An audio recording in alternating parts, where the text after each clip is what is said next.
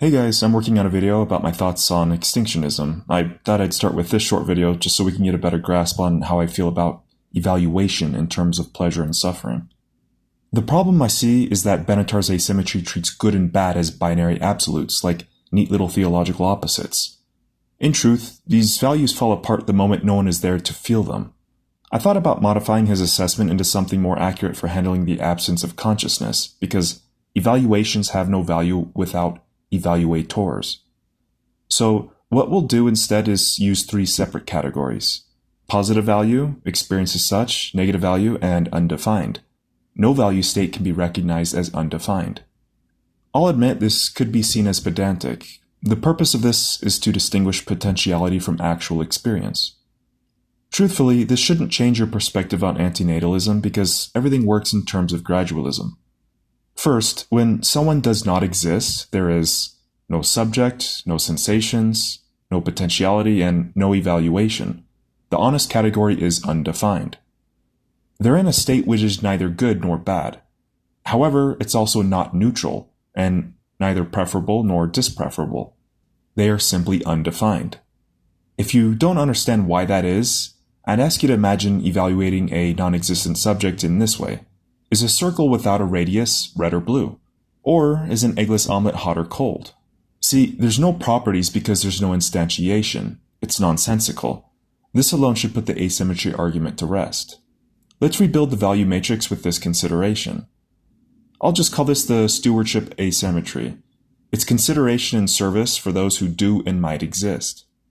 There's two tiers to it: intrinsic and instrumental. The intrinsic tier represents beings that care about their own existence. The instrumental tier represents stewards that evaluate the wisdom of creating beings. Again, the difference between instrumental and intrinsic or stewardship value is value for a subject versus value for minimizing harm across time. Got it?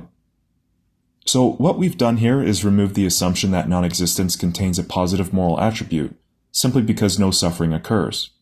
Without experience, there's nothing relative. Undefined isn't bad. It's exactly that, undefined. It's undefined, but it does have instrumental relevance for us as a steward. The stewardship meta-value shows that not all potential lives are equal.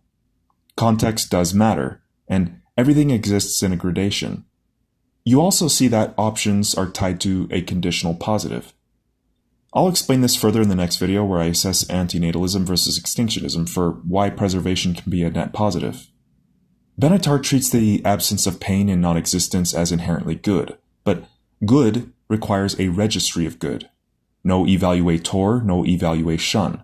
So you can't have a good without a gooder, or a relief without a relieved mind.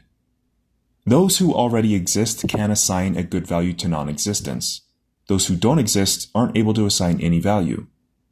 He tries to make non-existence intrinsically good for the non-existent person, which is incoherent. I hope this makes sense. The takeaway is that non-existence cannot be better than existence. It's simply incomparable. This idea will make more sense in the next video when we explore the inevitability of consciousness across the universe. The question isn't just about how much suffering exists, but the overlooked issue of where the suffering is. It seems strange, I know, but, well, anyway, that's for the next video. So, you can't logically prefer non-existence, but you also can't condemn it. Preference itself requires a subject. So, I believe he confuses or oversimplifies the absence of evaluators without a good experience. Let's take another step, though. Let's add potential states just to clarify. When someone doesn't exist, they don't have potential for pleasure, pain, or evaluation. Let's create another matrix for potentiality then, or the instrumental tier. So, we understand that there's no experiences, there's no value to the potential person here, but instrumentally we can still weigh the differences. The insight here is that suffering doesn't exist unless someone exists to potentially suffer. Potential consciousness gets fundamental value relative to harm minimization. It has to be respected with some value because future people could reduce suffering and they might study and escape worse horrors. People who might thrive or flourish can be a net positive, but it's not necessary to bring them into existence. The choice to create or not create has, again, instrumental value based on predicted outcomes. Therefore, potentiality carries real prudence, but it doesn't have any intrinsic value. Actuality alone has intrinsic value. Most importantly, we understand that there's a greater imbalance of suffering over pleasure when something exists. Suffering evolves faster than joy. I think that will always be the general case. Bringing someone into existence is like rolling dice with their nervous system. It's just that the evolution of suffering has no rate of growth until they exist. But as far as non-existence being good, it's just categorically wrong. No comparison can be made here. Now, you can say this is all semantic and that's fine. I'm just really particular about the details. But this detailing will further allow me to argue in favor of moderate antinatalism without extinctionism in the next video. Don't get me wrong. Personally, given the choice, I'd rather not exist on planet Earth right now, perhaps not ever. In fact, I've been theory crafting what the best possible world would look like, and I can't see just one I'd take over non-existence. But I realize this is extremely biased. I realize some people are willing to torture themselves to endure the wonderful life as yet another wage slave, just so their kids can have it better as in 2 wage slaves. Regardless, they have their own opinions, and I realize that this is the only world, the one we can influence now. Also, that now doesn't extend to how I feel when I don't exist.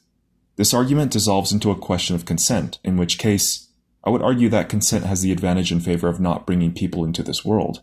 And consent can't be retroactively offered. The only meaning someone can get is crafted from pain. Pain and purpose can't be disentangled, unfortunately. Not yet, anyway. So, the other arguments for antinatalism I offer are that consciousness is a trap and suffering increases as awareness increases. Not only that, but suffering mutates and improves itself, and life invents more creative forms of torment. Who knows how far consciousness can climb? That's why I suspect nature ultimately evolves to destroy itself at a threshold. Consciousness has a breaking point, and we might be seeing that right now on Earth, or soon. But imagine an evolved mechanism even worse than consciousness. For example, an intelligent machine without awareness simply cannot believe that suffering exists because it's not biologically equipped to do so. In the same respect, we have yet to be equipped with greater burdens that are right now inconceivable. So not just awareness as a binary on and off, but maybe something else entirely, perhaps only achievable through technology, but who knows.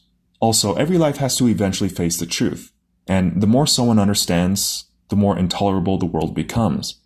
As we become more knowledgeable, our suffering inflates. Further, ignorance is only a minor salvation, and even this wears thin. Growing and learning is just a countdown until everything begins to fall apart. Why should you get older, wiser, and better, and in return you just deteriorate?